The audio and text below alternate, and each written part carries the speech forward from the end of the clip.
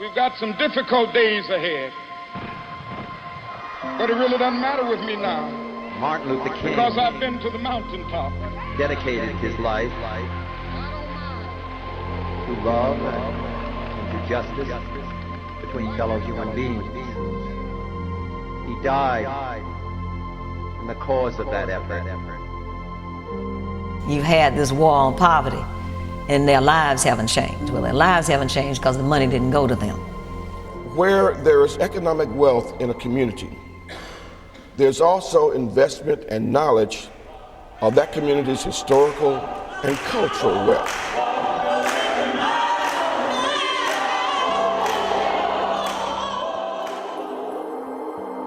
Luckily for us, a woman named Barbara Phillips, who taught law school at Ole Miss, moved to the Ford Foundation as program officer and called us in and said, I want to do something in the South with women. We wanted to see if we could be a part of helping that through heritage tourism as one of those components. We began with the planning grant about 3 years ago, where we held listening sessions with women in each of the counties. We were able to find women in the community who were really culinary artists.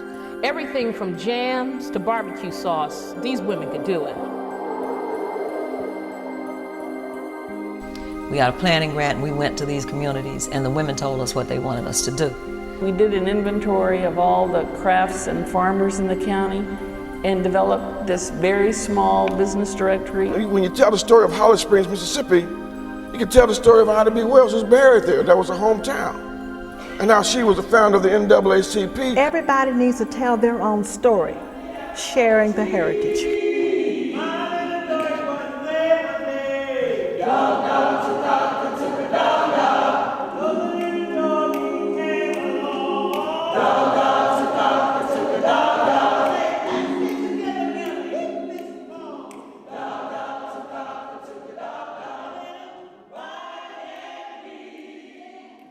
So who tells our story is most important. It's more important often than the story that's being told because perspective is everything. When people come to your community, they want to eat where the locals eat. They want to see what you do on a regular basis. We're in 77 counties. Every one of those counties wants to do something different, but they all have some themes around. We would like to see a living history museum with houses, places to share, a restaurant. We would have in that Hall of Fame links to the living programs that are ongoing now. Social activities taking place in churches, quilting, cooking, all of the creative activities you can think of. There's a very rich history and a very rich culture. It really begins by a discussion of what are the assets in your community. We got together and they went out and got stories. We gather stories, so the story that I'm reading you is an actual story. It's all about economic development. And it's also about telling the story as to who you are, because everybody is looking for that authentic part of the overall sale and what we do.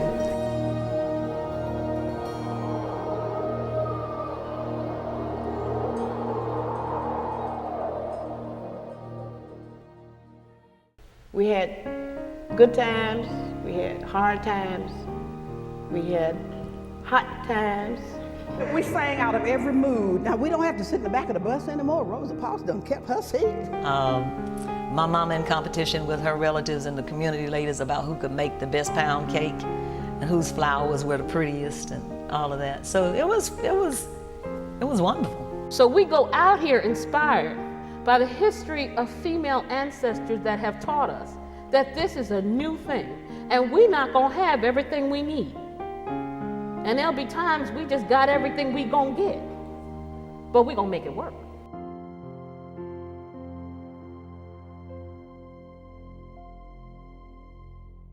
If families make money, children do okay.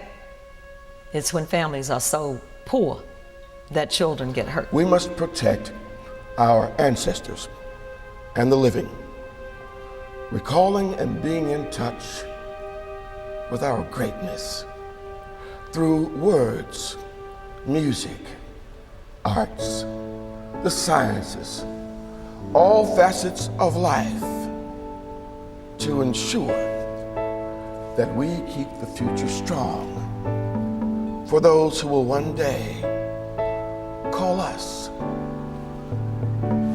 ancestors.